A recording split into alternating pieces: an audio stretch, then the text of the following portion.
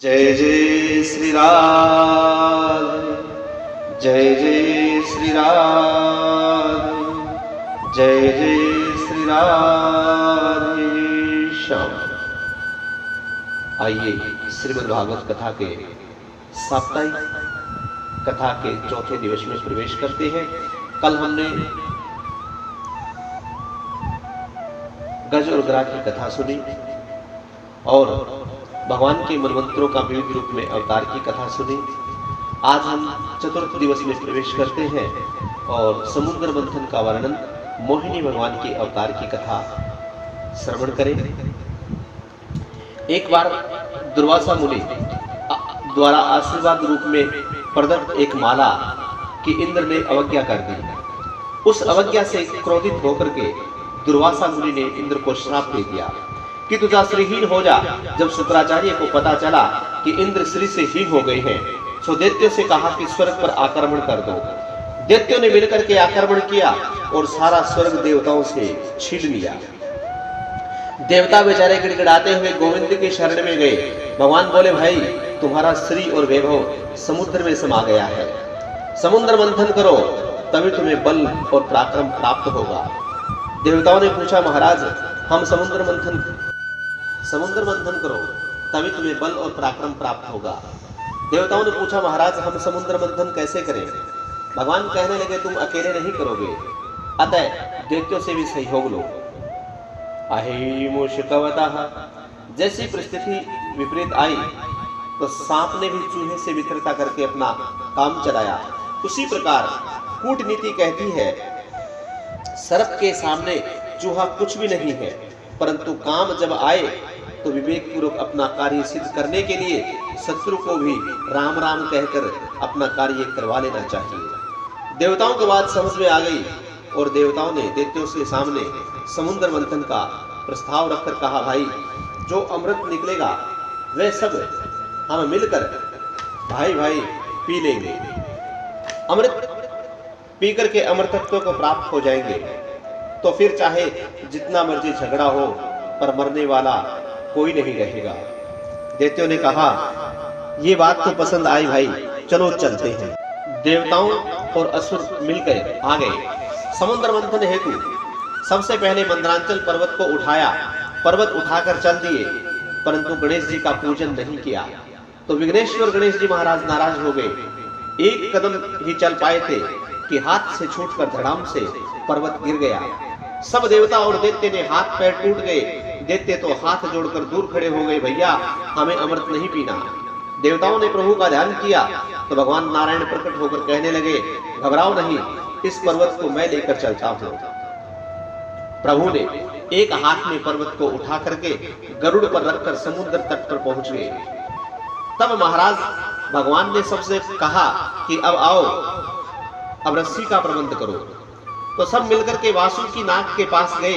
समुद्र मंथन कार्य में रस्सी बनने हेतु प्रार्थना की। वासुकी नाग ने कहा, भाई अमृत में हमारा हिस्सा होगा तब तो हम सहयोग कर सकते हैं।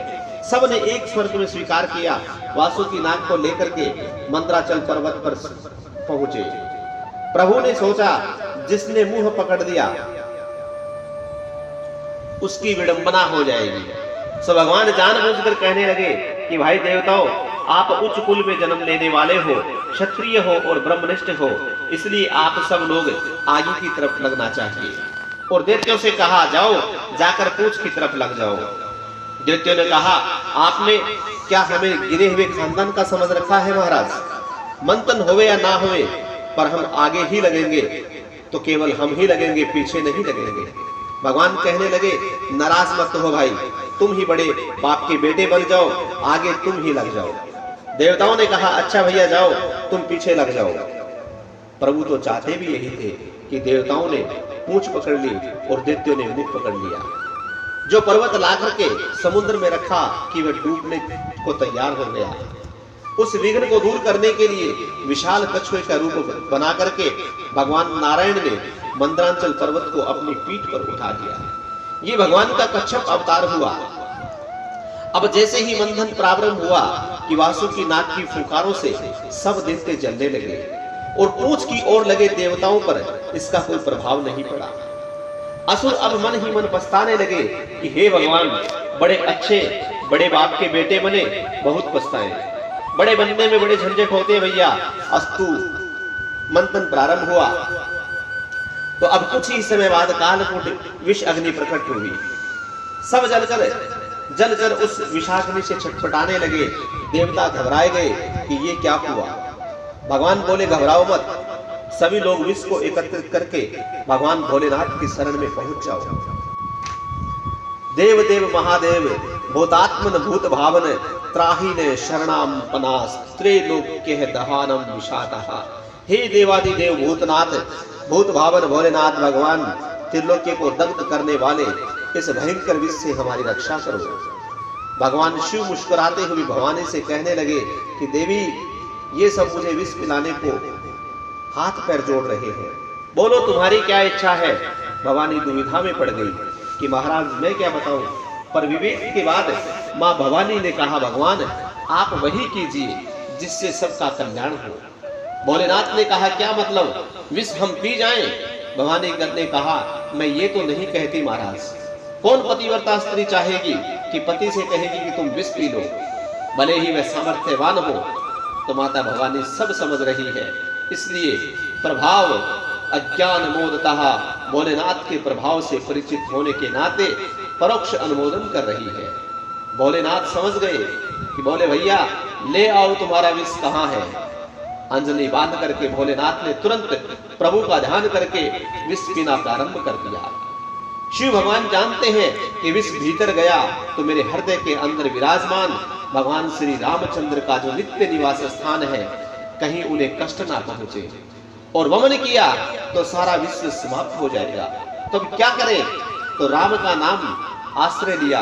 रा कहने से मुंह खुल गया और मैं कहने से मुंह बंद हो गया।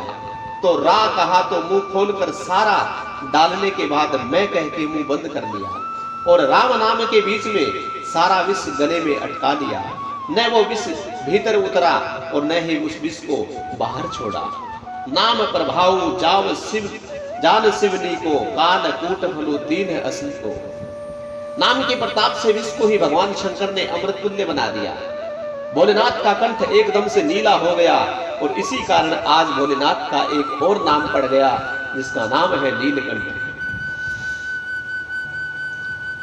भगवान कहते हैं कि हे परीक्षित, साधु का आभूषण है परामर्थ। भगवान शंभु ने समाज के संकट को दूर करने के लिए विष पीना स्वीकार किया और वह कंठ पर जो नीला चिन्ह बन गया, वह उसे अपने परमार्थ का एक दिव्य आभूषण पुनः प्राप्त हो गया। समस्त देववृंद भोलेनाथ की जय जयकार बोलते हुए पुनः समुद्र मंथन में लग गए। और अब की बार जब मंथन किया तो हवीर्धानी ततो भवतः कामधेनु गाय प्रकट हुई जो ऋषियों को दान कर दी गई। पुनः मंथन करने लगे तो चंद्रमा प्रकट हुआ तो भोलेनाथ ने मस्तिष्क पर विराजमान कर लिया, जिससे भोलेनाथ चंद्रमौली बन गए। पुनः मंथन हुआ तो उच्च श्रेवा घोड़ा निकला जो राजा बलि ने ले लिया। फिर ऐरावत हाथी निकला जो इंद्र ने ले लिया। पुनः मंथन हुआ तो कौस्तुभ मणि निकली जो नारायण भगवान ने अपने कंठ में स्थापित कर ली। रंभा आदि अप्सराएं निकली जिन्हें स्वर्ग लोक में भेज दिया गया। फिर परिजात वृक्ष निकला तो उसे स्वर्ग में स्थापित कर दिया। और अब की बार मंथन करते ही जैसे ही नीले आकाश में अचानक बिजली चमक पड़ती है, ऐसे ही सागर की जल राशि के मध्य में भगवती लक्ष्मी जी का प्रादुर्भाव हुआ। माता लक्ष्मी के दिव्य सौंदर्य माधुर्य को देखकर देवता और दैत्य दोनों विमुक्त हो गए। भगवान कहने लगे, एक काम करो, सब पंक्तिबद्ध बैठ जाओ। जो वरमाला इनके हाथ में है, ये जिसे चाहेगी उसे पहना देंगी। एक पंक्ति में देवता बैठ गए और एक पंक्ति में बड़े बड़े महात्मा जी चिमटा गाड़ कर बैठ गए। एक पंक्ति में दैत्य बैठ गए। मैया ने वरमाला लेकर के संतों की पंक्ति में प्रवेश किया तो सबसे आगे बैठे महात्मा दुर्वासा ऋषि जी को देख करके मां भगवती लक्ष्मी विचार करने लगी। नूनम तपोयस्य न मनु मनयो निर्जह। निश्चित रूप से ये तपस्वी है परंतु क्रोधित है। इन्होंने क्रोध पर विजय प्राप्त नहीं की, इसीलिए नाक पर इनके गुस्सा रखा रहता है, इसलिए प्रणाम करके मां लक्ष्मी आगे बढ़ गई। इसी प्रकार एक एक करके सबका कोई ना कोई दोष दिखाती हुई लक्ष्मी जी आगे बढ़ते गई। भगवान शंभू का दर्शन किया तो विचार करने लगी, तपस्वी तेजस्वी भी है और भोले भाले भी है, पर इनका वेश बड़ा अमंगल है। यत्रो भयं कुत्र न जैसो अपयमंगलः। इसलिए प्रणाम करके मां लक्ष्मी आगे बढ़ गई। भगवान नारायण सबसे अलग थलग बैठे थे, तो भगवान नारायण प्रभु की देखते ही महालक्ष्मी मुग्ध हो गई। सोचने लगी, स्वभाव से भी सुंदर है और स्वरूप से भी सुंदर है। मंगलम भगवान विष्णु मंगलम गरुड़ध्वज मंगलम पुंडरीकाक्ष मंगलाय तनोहरि। सब कुछ मंगल रूप है, बस थोड़ी सी कसर यहाँ है।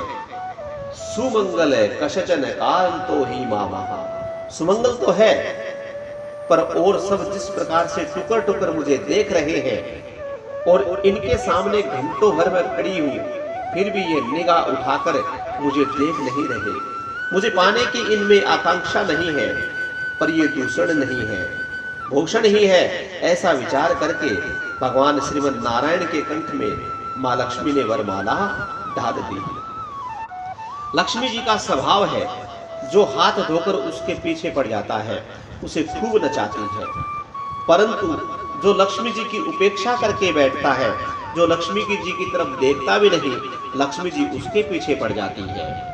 लक्ष्मी जी ने नारायण प्रभु को चुना, वह तो साक्षात उनकी वामांगा है।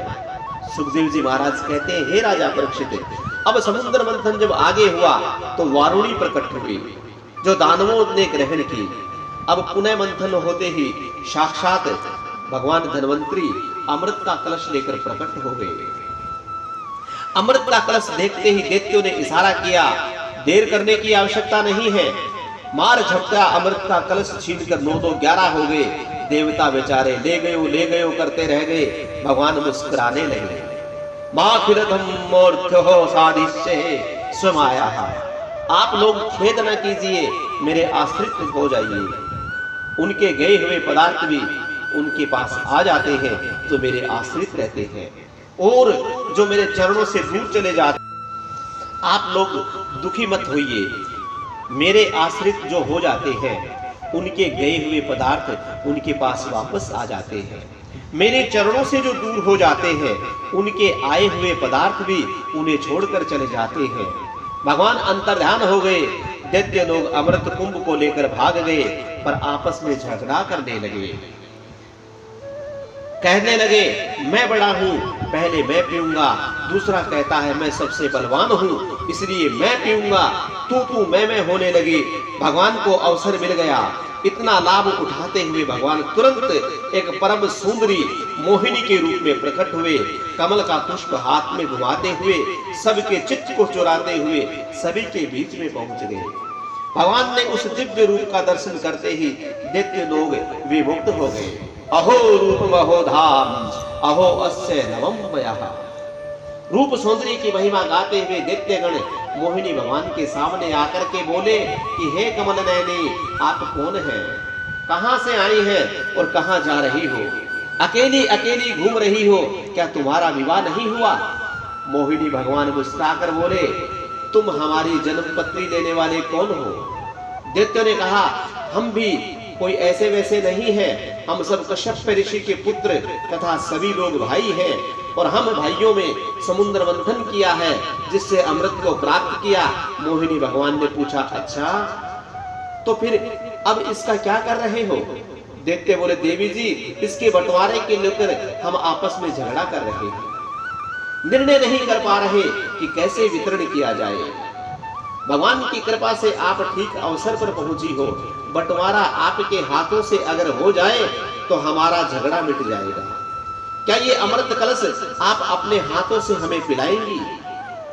भगवान मोहिनी रूप में पहले थोड़ा सा त्याग दिखाया। मोहिनी भगवान कहने लगे, राम राम, कश्यप बाबा का तो मैंने बहुत नाम सुना है, और ऐसे महात्मा कश्यप के तुम जैसे मूर्ख बेटा। दैत्यों ने कहा, हे देवी, हम तुम्हें मूर्ख कहां से लग रहे हैं? भगवान मोहिनी कहने लगे, ये मूर्खता नहीं तो और क्या है। मेरे बारे में कुछ जानते नहीं हो, कुछ ज्ञान भी नहीं है, कोई जान पहचान भी नहीं है, और एक अपरिचित स्त्री पर इतना बड़ा भरोसा कि अमृत जैसी बहुमूल्य वस्तु बंटवारे के लिए तुम मुझे सौंप रहे हो। ये कोई बुद्धिमानी की बात तो नहीं, ये तो मूर्खता ही है। कोई भी बुद्धिमान पुरुष अपरिचित स्त्री पर कभी विश्वास नहीं करता जैसे तुम लोग कर रहे हो। अब तो दैत्यों में देवी जी की प्रीति और ज्यादा श्रद्धा उत्पन्न हो गई। एक बोला, मुझे तो लगता है कि बहुत पढ़ी लिखी स्त्री है ये। दूसरा बोला, मुझे तो लगता है बहुत ऊंचे खानदान की है। इतनी बढ़िया ज्ञान की बात इसने की, ये ठीक कह रही है, हमें विश्वास नहीं करना चाहिए, परंतु इसके वचनों से सिद्ध हो गया कि ये कुलीन स्त्री नहीं है, अतः विश्वास करने के योग्य है। तब विचार करके सभी दैत्य बोले, हे देवी जी, कुछ भी हो, हम तो अब ये अमृत आपके हाथों से ही पिएंगे। भगवान बोले, पर मेरी भी एक शर्त है। बंटवारे के समय हो सकता है कि मात्रा कम और ज्यादा हो जाए, तो मुझसे झगड़ा मत कर बैठना। दैत्यों ने कहा, अरे कैसी बात करती हो देवी, तुम अच्छे खानदान की हो, तो हम सब कोई गिरे खानदान के नहीं हैं। कैसे भी बांटो, जैसा तुम्हारा मन करे वैसा बांटो, हम वचन देते हैं आपसे कोई झगड़ा नहीं करेगा। मोहिनी भगवान कहने लगे, तब ठीक है, लाओ मुझे दो। अमृत का कलश लेकर के अपने हाथ में ले लिया। तब देवता लोग भी वहीं पर पहुंच गए। भगवान बोले, एक काम करो, इस घड़े में मैं देख रही हूं कि गाढ़ा गाढ़ा अमृत सब नीचे रखा है और खाली पानी पानी ऊपर दिख रहा है, तो क्यों न सबसे पहले एक एक बूंद इन देवताओं को पिला दी जाए। ऊपर का पानी ठिकाने लग जाएगा, फिर गाढ़ा गाढ़ा जितना भी अमृत है वो सब आप दैत्यों को पिला दूंगी। दैत्य खुश हो गए, जैसा तुम चाहो वैसा करो देवी। भगवान ने अमृत देवताओं को पिला दिया और दैत्यों की तरफ मुस्कुराते रहे। दैत्य रूप सुधा का पान करते रहे, उधर देवता अमृत सुधा का पान करते रहे। अब दैत्यों में सर्वभानु नामक एक दैत्य बड़ा बुद्धिमान था। उसे शंका हो गई तो तुरंत देवताओं के बीच में वेश बना करके सूर्य और चंद्रमा के बीच में अंजलि बांध करके बैठ गया। भगवान ने भी उसे पिला दिया। सूर्य और चंद्रमा ने तुरंत इशारा किया कि हे भगवान, ये नकली है। प्रभु ने तुरंत अपना सुदर्शन चक्र से उसका सिर काट दिया। अब असुर के दो भाग हो गए, विभक्त होकर राहु और केतु के रूप में परिणित हो गए। तभी भगवान वहां से अंतर्ध्यान हो गया। देवासुर संग्राम, बलि की स्वर्ग पर विजय, वामन भगवान का अवतार और मत्स्य अवतार की कथा अब हम करेंगे। अब दैत्यों को होश आया कि भैया वह देवी जी कहां चली गई। अब देवी जी को अता पता नहीं है। देवता सब डकार ले रहे हैं, पेट पर हाथ घुमा रहे हैं। दैत्यों को लगा, ओहो, लगता है हमारे साथ बहुत बड़ा धोखा हुआ है। पर वह धोखा देने वाली कौन थी, पता लगाओ। एक बार मुझे लगता है कि वह थी नहीं, वह तो था। निश्चित रूप से वह बहरूपिया विष्णु ही होगा। उसी ने हमें ठगा है, उसी ने छला है। अब हम देवताओं को नहीं छोड़ने वाले, ये धोखेबाज हैं। अब दैत्य टूट पड़े। उसी प्रकार बहुत भयानक देवासुर संग्राम छिड़ गया। सुखदेव जी महाराज कहते हैं कि हे राजा परीक्षित, देवता अमृत का पान कर चुके थे। अब देवता बलशाली हो गए थे, इसलिए सारे दैत्यों को चुन चुन कर समाप्त कर दिया। दैत्यराज बलि भी मारे गए। स्वर्ग पर देवताओं का पुनः आधिपत्य हो गया। परंतु शुक्राचार्य महाराज ने अमृत संजीवनी विद्या के चमत्कार से समस्त दैत्यों को पुनर्जीवित कर दिया। दैत्यों के राजा बलि शुक्राचार्य के चरण पकड़कर बोले कि हे गुरुदेव, आपने बचा लिया, नहीं तो हम सब लोग मर चुके थे। अब कुछ ऐसी कृपा दृष्टि करो कि इन देवताओं को इसका फल दिया जाए। शुक्राचार्य महाराज बोले, देखो, उनके पक्ष में नारायण है और तुम्हारे पक्ष में गुरुजी है। चिंता नहीं करना, यदि मेरी बात ठीक मानते रहे तो अब भी तुम्हें स्वर्ग का सिंहासन पर बैठा सकता हूं। मेरे पास सब देवताओं की काट है। पर इस नारायण की काट मेरे पास नहीं है। और उसका एक ही समाधान है कि नारायण ब्रह्मण्य है, ब्राह्मणों का अनन्य भक्त है। यदि तुमने भी ब्राह्मणों की भक्ति स्वीकार कर ली तो नारायण तुम्हारा कुछ नहीं कर सकता। बलि बोला तो अच्छा ठीक है महाराज, अब तो ब्राह्मणों की बड़ी बड़ी दंडवत होने लगी। ब्राह्मण भोले भाले गदगद होकर बोले, महाराज बलि क्या चाहते हो? बलि ने ब्राह्मणों से कहा, महाराज बस आपका आशीर्वाद चाहिए। तो ब्राह्मणों ने अपने अपने तपोबल से एक तेजोमय रथ का निर्माण किया और आशीर्वाद स्वरूप दैत्यराज बलि को प्रदान कर दिया। ब्राह्मण बोले, बलि यदि तुम्हारे सामने इंद्र भी आ जाए तो भी वह उससे पराजित होना पड़ेगा। ये ब्राह्मणों का तुम्हारे पर आशीर्वाद है। अब तो बलि गदगद हो गए और उस तेजोमय रथ को बैठ करके स्वर्ग पर आक्रमण कर दिया।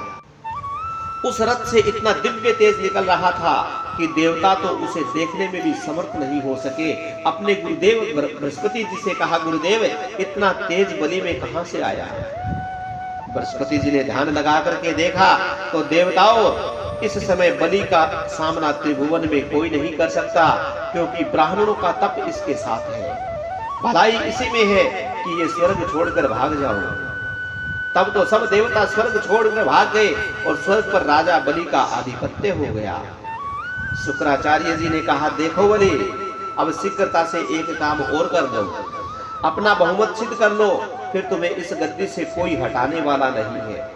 इस इंद्र की गद्दी पर वही बैठता है जो 100 यज्ञ पूर्ण कर लेता है, वही शतक्रतु बनता है। तुम भी इसे पूर्ण कर लो। बलि ने नर्मदा के तट पर बैठ करके एक के बाद एक यज्ञ प्रारंभ कर दिए। उधर देव माता आदिति बेचारी दुखी है कि मेरे बच्चे दर दर भटक रहे हैं। कश्यप जी ने कहा, देवी तुम्हें एक व्रत करना पड़ेगा। फाल्गुन श्यामले पक्षे द्वादशाह पयोव्रतः। यह व्रत फाल्गुन मास के शुक्ल पक्ष में किया जाता है। 12 दिन तक मात्र दुग्ध हार करके नारायण की उपासना की जाती है।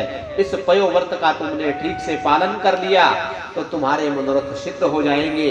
तब तो आदिति मैया ने पयोव्रत का पालन प्रारंभ किया। पयोव्रत से प्रारंभ से प्रभु प्रसन्न हुए और आदिति माँ के गर्भ में पधारे। कालांतर में भाद्रपद शुक्ल द्वादशी के दिन अभिजीत मुहूर्त में मध्य काल के समय आदिति के गर्भ से वामन भगवान का प्रादुर्भाव हुआ। बोलो वामन भगवान की जय। भगवान के मात्र 52 अंगुल के बटुक वामन के रूप में देखा, वही मुक्त हो जाता था। देवताओं में आनंद का परिवार नहीं और ब्राह्मण अति प्रसन्न हो गए। ऋषिकुल में प्रभु का प्राकट्य हुआ। सभी ने मिलकर के वामन भगवान का बहुत सुंदर यज्ञोपवीत संपन्न किया।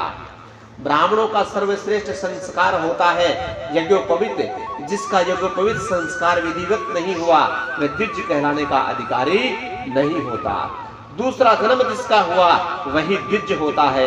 तो वामन भगवान का जब यज्ञोपवीत संस्कार हुआ, स्वयं विधाता ब्रह्मा जी ने प्रकट होकर के अपना कमंडलू वामन भगवान को दे दिया। आदिति मैया ने लंगोटी बनाई, कश्यप जी ने मेखला पहनाई, सरस्वती मैया ने रुद्राक्ष की माला भेंट की, भूदेवी ने चरण पादुका भेंट की, आकाश ने छत्र भेंट किया, कुबेर ने भिक्षा का पात्र दिया, अन्नपूर्णा मैया ने भिक्षा प्रदान की, बृहस्पति जी ने गायत्री मंत्र कान में फूंक कर यज्ञोपवीत धारण कराया। भिक्षा में जो कुछ मिला वह वामन भगवान ने गुरुदेव बृहस्पति जी को दे दिया। बृहस्पति जी महाराज मुस्कुराए, बोले, वामन जी हम तो आपसे भिक्षा में त्रिलोकी की संपदा चाहते हैं। वामन भगवान बोले, गुरुदेव ये त्रिलोक्य का वैभव मुझे दान कौन करेगा? गुरुदेव कहने लगे, बलि के पास जाइए। इस समय तीनों लोगों का राजा बलि है, नर्मदा के तट पर यज्ञ कर रहा है। वामन भगवान चले गए। छोटे छोटे चरणों से छोटी छोटी पादुका चटपट करते चले जा रहे हैं। एक हाथ में कमंडल है और एक हाथ में छाता है। जब बलि के यज्ञ स्थल में पहुंचे, यज्ञ करते बलि ने दूर से नन्हे से 52 उंगल के बोने भगवान को आते हुए देखा तो देख करके बलि तो स्तब्ध रह गया। ऐसा लगा जैसे साक्षात सूर्य भगवान बाल रूप में प्रकट हुए हो। प्रभावित हुए बिना नहीं रह सका बलि। तुरंत खड़ा हो गया और यज्ञ में समस्त ऋत्विक के ब्राह्मणों को साथ लेकर के स्वागत के लिए आगे बढ़ा। वामन भगवान को प्रणाम करने लगा। स्वागते तुभ्यं ब्राह्मणिक करवामते ब्रह्मऋष्णा तप साक्ष्यमाने तवा सर्वैव पूर्धरम। स्वागत है महाराज आपका, आपको मैं प्रणाम करता हूँ। आपको देखकर लगता है जैसे ब्रह्म ऋषियों का मूर्तिमम तेज मेरे सामने खड़ा है। अधने पितरस्तृप्तः अधः, मेरे तो पितृ तृप्त हो गए, आज मेरा कुल तो पावन हो गया, आज जो आप स्वयं चल करके मेरे घर पधारे हैं। कहिए महाराज मैं आपकी क्या सेवा करूं? जो भी अच्छा लगे वो लेकर आए हो, निसंकोच बताइए आपकी इच्छा क्या है। महाराज गाय चाहिए तो गाय ले जाओ, वस्त्र आभूषण चाहिए तो वह ले जाओ, श्रवण आभूषण चाहिए तो स्वयं ले जाए, खजाने में खड़ा कर देता हूँ, जो आपको अच्छा लगे सो ले जाओ। यदि विवाह न हुआ हो तो आपकी इच्छा हो तो आदेश दो महाराज, ब्राह्मण कन्या ढूंढना, वह भी आपके जैसी बोनी होगी, ऐसी सुंदर विप्र कन्या के साथ विवाह करा दूंगा। जो इच्छाएं हैं वह निसंकोच कहे महाराज। वामन भगवान पहले तो मुस्कुराए, राजा बलि की प्रशंसा के पुल बांध दिए। वाह महाराज क्या बात है, आपके बारे में जैसा सुना था आपको तो उससे भी ज्यादा देख रहा हूं। आपके वचन आपके ही कुल के अनुरूप है। आपका कुल कितना महान है। आपके पूर्वजों में महाराज हिरण्याक्ष और हिरण्याकश्यप हुए, उनके बल और पराक्रम को कौन नहीं जानता। उनके बेटा हुए प्रहलाद ने तो चमत्कार कर दिया, खंबे में ही नारायण को प्रकट करके दिखा दिया। प्रहलाद के बेटा हुए विरोचन, और विरोचन का भी क्या कहना महाराज, सर्वस्व धन अपना ब्राह्मणों को लुटा दिया। परंतु मैं बलि तुम्हें कोई कसर नहीं छोड़ी। इतने ब्राह्मण भक्ति आप में। बलि ने हाथ जोड़कर कहा महाराज अब रहने दीजिए, सब आप ब्राह्मणों का आशीर्वाद मेरे ऊपर है। अब तो आप आदेश दीजिए कि मेरे लिए क्या आज्ञा है। वामन भगवान कहने लगे राजन, यदि तुम जैसा उद्धार और कोई दानी नहीं है तो मेरे जैसा संतोषी कोई ब्राह्मण भी नहीं है। अपने राम को कुछ नहीं चाहिए। मैं जानता हूं कि तुम दिए बिना मानने वाले नहीं हो, इसीलिए पदानि त्रीणि नित्यन्द्रः समितानि पदाममः। आप तो मात्र मेरे इन छोटे छोटे पैरों से 3 चरण भूमि नाप कर दे दीजिए, बस संतोषी ब्राह्मण इतने में प्रसन्न हो जाएगा। बलि अट्टहास करके हंसने लगा कि हे ब्राह्मण, तूने कैसी कैसी बातें बनाई कि मेरा तो मन मोह लिया। हमारे पूर्वज की इतनी लंबी चौड़ी महिमा गाई और मांगने के बाद वास्तव में तुम्हारा मन तो बच्चों जैसा लग रहा है। अहो ब्राह्मणान दायाय वाचते व्रत सम्मतः। तू तो बूढ़े जैसी बातें करता है, परंतु मांगने के समय बिल्कुल तेरी काया जितनी बोनी है वैसे ही अकल भी तेरी उतनी बोनी मालूम पड़ती है। ये बचकानी बातें क्यों करते हो? अरे इस बलि के सामने जितने मांगने का हाथ पसारा, जीवन भर कभी दोबारा हाथ नहीं पसारना पड़े। दोबारा मांगो और कुछ सोच करके मांग लो। भगवान कहने लगे देखो, असंतोषी ब्राह्मण का पतन हो जाता है महाराज। जब हमारा इतने धन से निर्वाह हो सकता है तो अनावश्यक दान लेकर हम क्या करेंगे? मालूम है दान देने से ब्रह्म तेज का क्षीण हो जाता है, इसलिए जितने में निर्वाह हो सके उतना ही लेना चाहिए। जितना मिल जाए उतने से ही ब्राह्मण को प्रसन्न रहना चाहिए। उससे ज्यादा परम शांति और सुख की प्राप्ति नहीं हो सकती। प्रसन्नता पूर्वक कोई जितना दे उतने में ही प्रसन्नता पूर्वक ब्राह्मणों को ग्रहण कर लेना चाहिए। स्वीकार करके लेने ऐसे ब्राह्मणों का ब्रह्म तेज प्रखर होता है।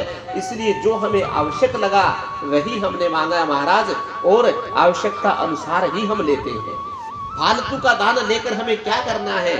बलि ने कहा भाई मान गया, बहुत ब्राह्मण देखे हैं, पर आप जैसा संतोषी तो वास्तव में सचमुच आज तक मेरी दृष्टि में कोई ब्राह्मण नहीं आया है। ठीक है महाराज, अब आपको वचन देता हूं, आपको जो भी स्थान उत्तम दिखाई पड़े जाकर के नाप लीजिए। इस तीनों लोगों में मेरा ही आधिपत्य है।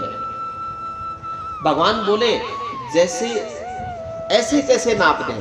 अरे आप हमारे हाथ में दान का संकल्प तो कीजिए।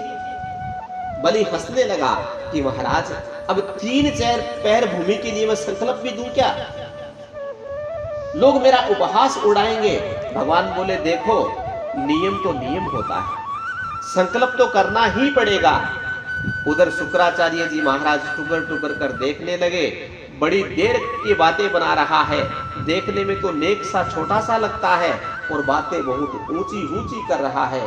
पता तो लगाऊं ये कौन है, कहां से आया है। शुक्राचार्य महाराज ने तुरंत अपने दिव्य दृष्टि से ध्यान लगाया, सो ध्यान में भगवान का दिव्य रूप समझ में आ गया।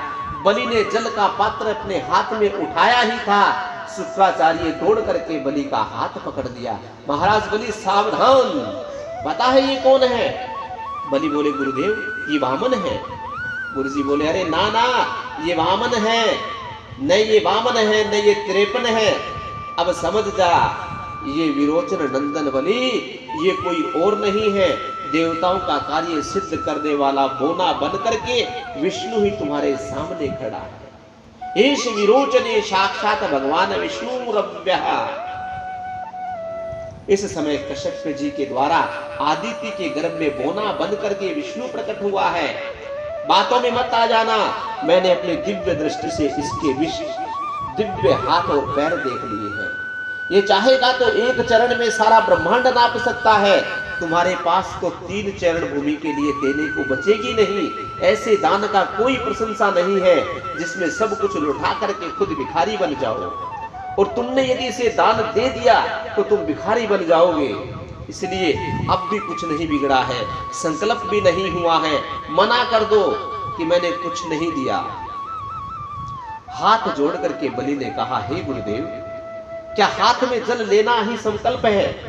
अरे मेरी वाणी से जब मैंने कह दिया कि मैंने तुम्हें दे दिया, वचन तो दे दिया है, अब वचन देने के बाद मैं मना कैसे करूं? ऐसा तो आज तक मेरे कुल में कभी नहीं हुआ। मैं वचन विमुख नहीं हो सकता महाराज, भले ही सर्वस्व चला जाए, और इससे बढ़िया और क्या बात होगी। यदि मात्र ये बटुक है तो 3 चरण भूमि लेकर चलता बनेगा, और यदि ये सचमुच में विष्णु है तो ये मुझ पर बलि का गौरव सौभाग्य है कि जगत का दाता, जगत नियंत्रण आज मेरे सामने हाथ पसार के खड़ा है, और मेरा हाथ देने के लिए ऊपर उठ रहा है। मेरे दोनों हाथ में मोदक है महाराज, इसलिए मना नहीं कर सकता महाराज, वाणी को मिथ्या नहीं कर सकता। शुक्राचार्य की आंख टेढ़ी होने लगी कि ए राजा बलि मैंने तुम्हें सावधान किया है, मेरी आज्ञा के अनुसार चलना होगा तो ठीक रहेगा, और आज तू बनी बनाई बात पर कहानी फेरना चाहता है। बलि बोला गुरुदेव मैं झूठ कैसे बोलूं? शुक्राचार्य महाराज बोले कुछ स्थान ऐसे होते हैं जहां झूठ बोलना निंदनीय नहीं होता। बहुत प्रकार से नीति का प्रयोग किया, परंतु हाथ जोड़कर बलि ने 2 टुक जवाब दे दिया। ये भूदेवा कहती है कि मुझे इन पर्वत श्रृंखलाओं नहीं लगता जितना एक झूठे व्यक्ति का बोझ लगता है। जितना वजन मुझे इन पहाड़ों का नहीं लगता उतना बोझ झूठे व्यक्ति का मुझे लगता है, ऐसे धरती कहती है। तो मैं झूठ बोल करके इस पृथ्वी पर भार बना जी नहीं सकता। अब तो शुक्राचार्य महाराज की आंखें लाल हो गई। ए मूर्ख बलि, अपने को बहुत बड़ा पंडित समझने लगा है, अपने गुरुदेव से कितनी देर से खड़ा खड़ा बहस कर रहा है। दृढ़ पंडिता मानज्ञः, जा मेरा श्राप है तुझे, तू श्रीहीन हो जा, पदहीन हो जाएगा। ऐसा श्राप देकर के शुक्राचार्य जी महाराज चले गए। वामन भगवान बोल पड़े अरे भैया नाराज मत हो, देना हो तो दो, नहीं दो तो कोई बात नहीं, हम यहाँ से खिसक लेते हैं। बलि ने कहा नहीं नहीं महाराज, आप तो अपना संकल्प कीजिए। तो ठीक है, हाथ में जल लीजिए। पुराण अनुसार प्रसंग ये आता है कि बलि ने जो ही जल का पात्र उठाया तो पात्र के छिद्र में जो जल निकलने वाला होता है उसमें शुक्राचार्य जी महाराज घुस करके बैठ गए कि पानी की एक बूंद भी बाहर ना टपक पाए। तो संकल्प कैसे होगा? अब बहुत प्रयत्न करने पर जब पानी बाहर नहीं निकला तब वामन भगवान बोले क्या हुआ भैया, बलि बोला महाराज न जाने इस टोटी में क्या अटक गया है। वामन भगवान बोले ओहो अब हम समझ गए, ये पात्र हमें दो, पुराना बर्तन है, रखा रखा कहीं जंग लग गया होगा, हम अभी ठीक कर देते हैं। और ऐसा कह करके एक पोनी कुशा जो ही छिद्र में फेंक करके मारी तो शुक्राचार्य की एक आंख फूट गई और गोविंदाय नमो नमः हो गई। मानो भगवान कहना चाहते हैं शुक्राचार्य जी सबको एक दृष्टि से देखा करो, सबके अंदर मुझ नारायण की सत्ता का दर्शन किया करो। और सुनो ये आंख क्यों फोड़ी, मानो नेत्र कौन है, ज्ञान विराग नैन उरकारी। भगवान कहते हैं तुम्हारी एक आंख ज्ञान की तो बहुत बढ़िया है, क्योंकि मैंने अपने आप को कितना छुपाने का प्रयास किया, फिर भी हे शुक्राचार्य बाबा तुम्हारी आंख से मैं छुप नहीं सका। इसका मतलब तुम्हारी एक आंख बहुत पैनी है, तो धन्य है वह दृष्टि जो नारायण को जान ले। तो ज्ञान की दृष्टि तो तुम्हारी बड़ी परखी है, बड़ी पैनी है, पर वैराग्य की जो आंख है उसमें मोतिया बिंद चढ़ा हुआ है, इसलिए लाओ हम ऑपरेशन कर देते हैं। तो वैराग्य की आंख को कमजोर थी, उसे भगवान ने मानो ठीक कर दिया। अब जो जो जल हाथ में आया भगवान ने संकल्प पढ़ा, संकल्प पूर्ण होते ही भगवान का तुरंत विराट स्वरूप हो गया। भगवान के उस दिव्य विराट स्वरूप को देख करके राजा बलि स्तब्ध रह गए। भगवान बोले हे बलि अब हमारा नापना देखो। सो एक ही चरण में नीचे बढ़ाते हुए अतल वितल सुतल तलातल महातल रसातल और पाताल को नाप डाला। दूसरा चरण जो ही ऊपर उठाया भू भुवः स्वः मह जन तपय और सत्य लोक को नाप लिया। बल्कि सत्य लोक को पार करके ब्रह्मांड कटाह के छिद्र कर दिया, ब्रह्मांड फूट गया और ब्रह्मांड के बाहर की चिन्मयी धारा का ब्रह्मांड छिद्र में विवर प्रविष्ट हो गई। और जैसे ही जल धारा भगवान के चरणों को धोती हुई नीचे गिरी तो ब्रह्म लोक में ब्रह्मा जी ने अपने कमंडलू में भगवान का वह चरणोदक धारण कर दिया। वही चरणोदक ब्रह्मा जी के कमंडलू से फिर नीचे आया तो ध्रुव लोक में सप्तऋषि मंडल में चंद्र मंडल में होता हुआ स्वर्ग मंडल में आ गया। और स्वर्ग लोक के आकार उस जल धारा के 4 विभाग हुए, सीता, अलकनंदा, चक्षु और भद्रा।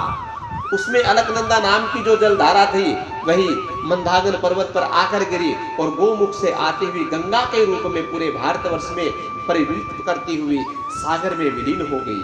वही भगवान नारायण के चरणों से निकली विष्णुपदी को भागीरथ लेकर आए, इसलिए भागीरथी समस्त जगत को पावन कर रही है। सुखदेव जी महाराज कहते हैं हे राजन जामवंती उस समय नवयुवक थे, उन्होंने दुदुम्बी बजाते हुए आनंद में झूम करके भगवान वामन के उस विराट रूप की प्रदक्षिणा की।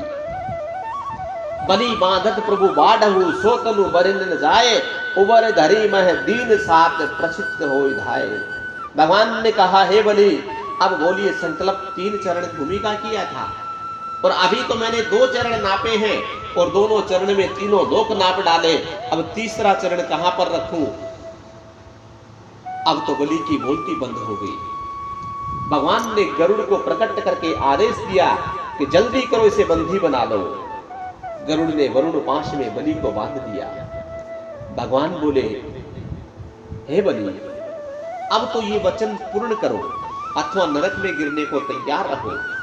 बलि को जब बांध दिया तो बलि के सामर्थ्य पूर्वक दैत्य भगवान को मारने के लिए दौड़े, पर बलि ने सबको रोक दिया। सावधान, इस समय हमारा विपरीत काल है, गुरुदेव श्राप देकर के चले गए और यदि तुमने इस प्रकार के युद्ध की चेष्टा की तो सब के सब मारे जाओगे। ऐसा सुनते ही सब शांत हो गए। भगवान फिर डांटने लगे जल्दी बोलो बलि क्या निर्णय किया है। बलि ने कहा महाराज एक बात कहूं। भगवान बोले कहो क्या कहना चाहते हो। बलि बोले हे प्रभु ये बताओ कि धन बड़ा होता है कि धनवान। भगवान बोले बड़ा तो धनवान होता है। बलि ने कहा तो सरकार 2 चरणों में आपने पूरे धन ही धन को नापा है, अब मैं धनवान तो आप अभी अलग खड़ा हूं, इसलिए अब कृपा करके ये तीसरा पैर मेरे माथे पर रख दीजिए और मुझ दाता को भी स्वीकार कीजिए। पदम तुर्यम गुरु शीर्षणम ते निजम। वामन भगवान प्रसन्न हो गए और अपना दिव्य पादारविंद बलि के मस्तक पर रख दिया और बोले बलि तुम धन्य हो, मैंने तुम्हारा सर्वस्व छीन लिया, तुम्हें बांध भी लिया, तुम्हें डांट भी दिया और उसके बाद भी तुमने अपने धैर्य और कर्म को नहीं छोड़ा।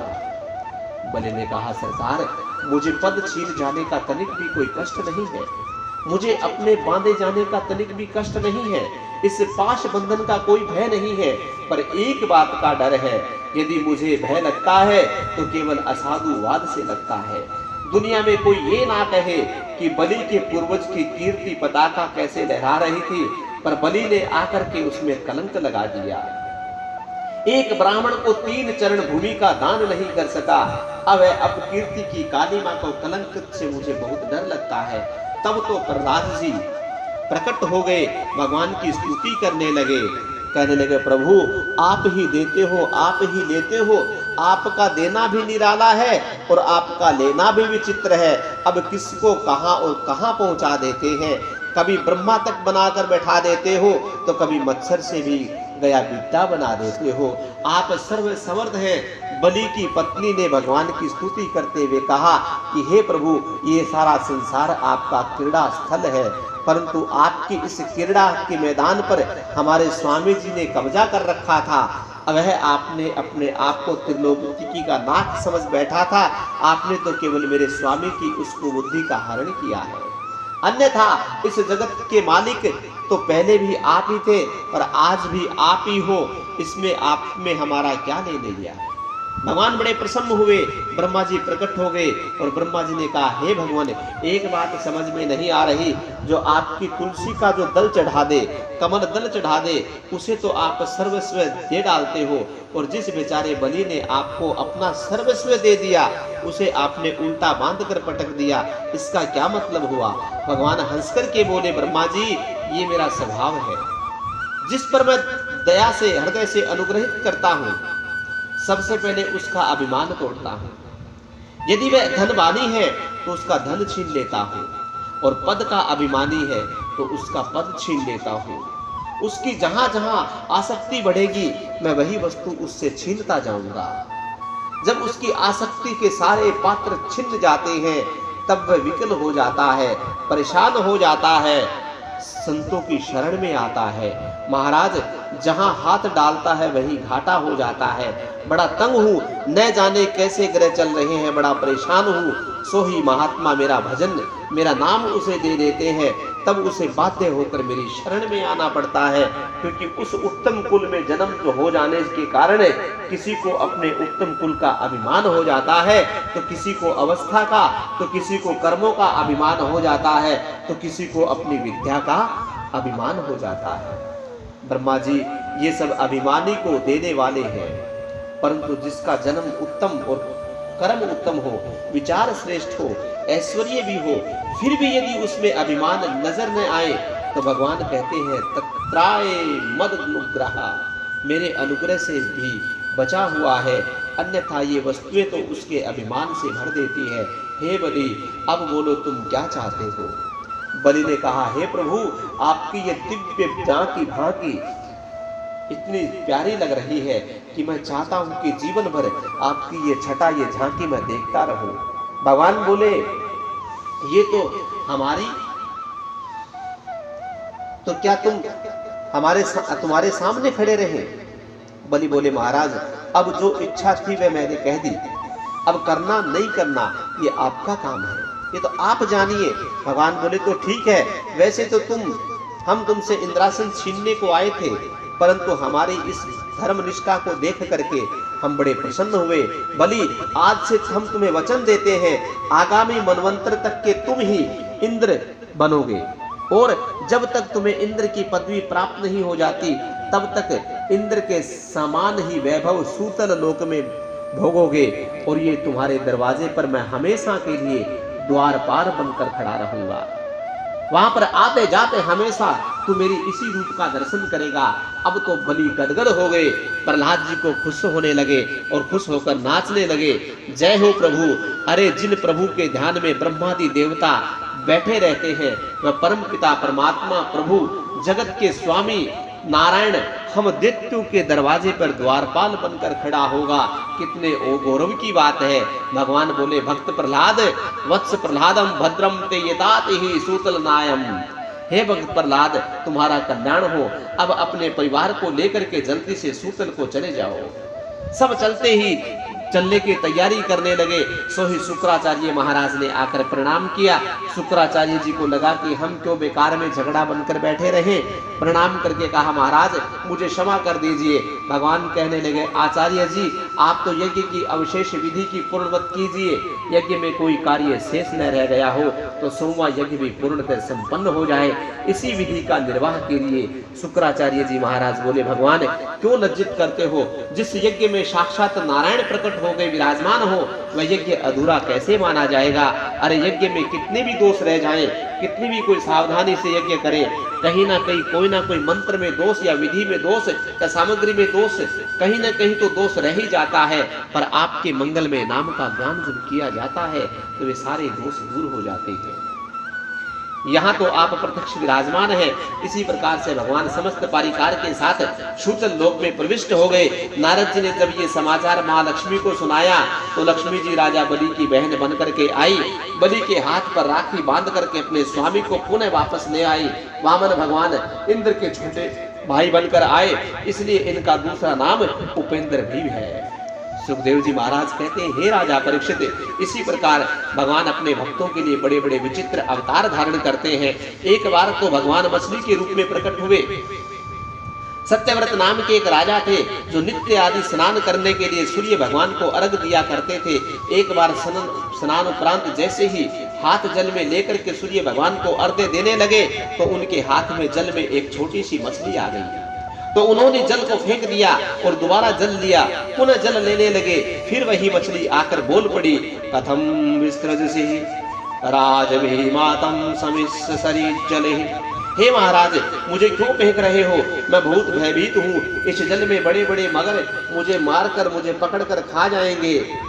बड़ा कौतूहल हुआ राजा को, ये मछली हमसे बात कर रही है, कोई अद्भुत मछली है।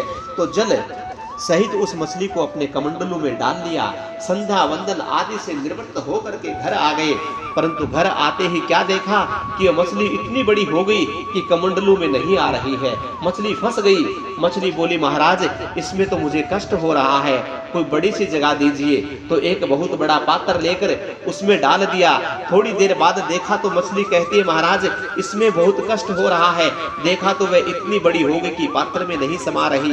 तो उन्होंने एक जलाशय बना दिया और थोड़ी देर के बाद वह मछली फिर बड़ी हो गई, जलाशय में भी नहीं बन पा रही, इतनी बड़ी हो गई। मछली कहने लगी, कोई और प्रबंध करो महाराज। अब हाथ जोड़ करके सत्यव्रत मनु बोले, महाराज आप कौन है? मछलियां तो बहुत देखी, पर इतनी जल्दी बढ़ने वाली मछली आज मैं पहली बार देख रहा हूँ। थोड़ी देर के बाद आप अपना शरीर बढ़ा लेते हो, इसका क्या मतलब है? आप कृपा करके अपना परिचय दीजिए, कौन है आप? तब मछली के स्वरूप में सहसा भगवान चतुर्भुज नारायण प्रकट हो गए और बोले, राजन मैं इस रूप में इसलिए तुम्हें दर्शन देने आया हूँ कि आज के 7वें दिन प्रलय होने वाला है। समुद्र अपनी मर्यादाओं का उल्लंघन कर देगा, सारा संसार जल मगन हो जाएगा। उस समय पृथ्वी दिव्य नौका का स्वरूप बनकर के आएगी। सप्तऋषि उसी में बैठे होंगे। तुम भी जड़ी बूटियों को लेकर के उस नौका में बैठ जाना और मुझ मत्स्य के इस सींग से वासुकी नाग को रस्सी बना करके उस नौका में बांध लेना। ऐसा कहकर भगवान अंतर्ध्यान हो गए और वही हुआ। नौका बनकर पृथ्वी आई, सत्यव्रत मनु उसमें बैठ आए। भगवान ने बड़ा दिव्य उपदेश दिया, वही मनु स्मृति के रूप में हमारे बीच में उपस्थित हुआ। सुखदेव जी महाराज कहते हैं, राजन इसी प्रकार से प्रत्येक मनवंतर में भगवान ने विविध अवतार हुआ करते हैं। भगवान नारायण ने वामन अवतार धारण किया और इस वामन अवतार में वामन भगवान की माताजी का नाम क्या था? माताजी का नाम आपको बताना है कि वामन भगवान ने जिन माताजी के घर में प्रवेश प्रकट हुए उन माताजी का नाम बताना है। इसी के साथ राधे राधे। कल हम 9वें स्कंद में प्रवेश करेंगे। ईशानु जी की कथा सुनेंगे। भगवान श्री कृष्ण का जन्मोत्सव भी 10वें स्कंद में आएगा और हम भगवान श्री कृष्ण की इस मधुर लीला का श्रवण करते हुए आज फिर सभी एक साथ बोलेंगे, राधे राधे। बोलो बांके बिहारी लाल की जय, बोलो वामन भगवान की जय, बोलो लक्ष्मी नारायण भगवान की जय, बोलो भागवत भगवान की